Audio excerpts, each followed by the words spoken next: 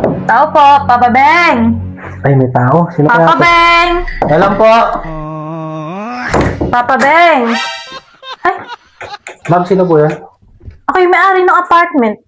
Asan si Papa Beng? Ay, si Papa Beng po. Di po ba sinabi sa inyo? Sinabi? Na alin? Umuwi po siya sa kanilang probinsya. Umuwi ng probinsya. Opo. Ikaw, sino ka naman? Ay, pinsan niya nga po pala mama ko. Ako yung pumalit dito. Sabi po kasi niya, habang wala siya, dito muna ako. Bumalik? Opo, sa apartment niya po. Kailan ba siya babalik? Ay, yun po. Baka hindi na po bumalik, ma'am. At umuwi na po ng probinsya si Papa Beng eh.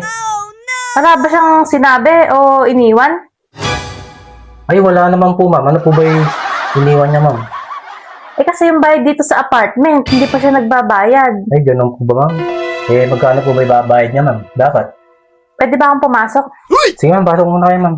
Kapasok muna. Opo.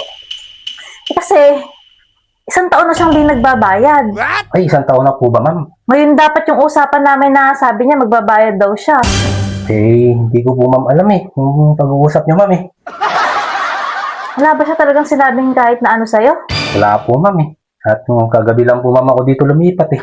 Kasi gabi po siya bumiyahe eh. Umuwi ng probinsya po nila eh. Sa Nueva Ecija, sa Cabanatuan. Mahigpit kasi ako sa ganyan eh. Bawal kasi dito yung papalit-palit. Tapos wala naman nagsasabi sa akin na may iba na pala nakatira dito. Pasensya na, ma'am. At si Papa Beng po yung nagsabi sa akin. Nagpatuloy po dito eh. Ito tal, pinsan ka naman niya. Ikaw na rin siguro yung magbabayad ng upa dito. Magkano po ba, ma'am, yan? Babayaran mo yung isang taon. Naku, ma'am eh. Wala po, ma'am, tayong pambayad, ma'am, ng ganung kalaki, ma'am. At baguhan lang po, ma'am, ako dito. Isa pa, kapapasok ko lang ng trabaho dyan sa kabilang kanto, ma'am eh. Ganito na lang.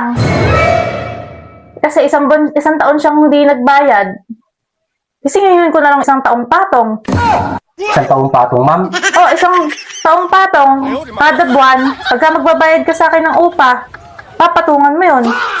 O sige po, ma'am, para makamenos-menos po si Papa Beng sa kanyang iniwang responsibilidad po sa apartment po niya. Kasi malaki-laki yun. Sayang naman. Lugi ako kung hindi ko masisingil yun. Kawawa ka naman kung ikaw naman buong-buong magbabayad.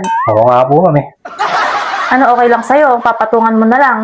Opo, Papatungan na lang natin. papatungan na lang po, ma'am, para wala na pong problema sa pag-uusap niyo ni Papa Beng. Paano? Magbabayad ka na ngayon? Ay, ngayon na po ba, ma'am, kagad? Siyempre, ngayon na yung usapan namin na due date. Ay, Dapat ngayon ka na rin papatong. kayo na rin po papatong. Oo. Ayaw mo ba? Kung ayaw mo umalis ka na Ay, dito. hindi po, ma'am, papatungan, ma'am, kita. Talaga? Saan po ba, ma'am, natin gagawin yung patong, ma'am? Talaga, Pogi. Opo. Para hindi, ma'am, ako mapaalis kasi kailangan ko po yung apartment niyo eh. Wala ka bang kasama dito? Wala, ma'am. Mag-isa lang, ma'am, ako dito eh. Wala ka naman palang kasama. Dito na lang tayo magpatungan. Dito na lang, ma'am. Oo. Sara natin po. Sige po, ma'am. Hayop ka talaga! Wala pa po, ma'am, ang hugas. Ayaw ko lang po, ma'am, sa'yo. Maghugas muna tayo para maganda-ganda yung patungan. Ikaw po, ma'am, nakahugas ka na. Hindi pa. Hindi pa, pero mabango naman. Sige, ma'am, para tapos na po usapan niya ni Papa Beng. Dito lang po, ma'am. Dito na lang tayo. Dito na lang, ma'am. Gago! Dito na tayo magpapatungan. Dito na lang, ma'am.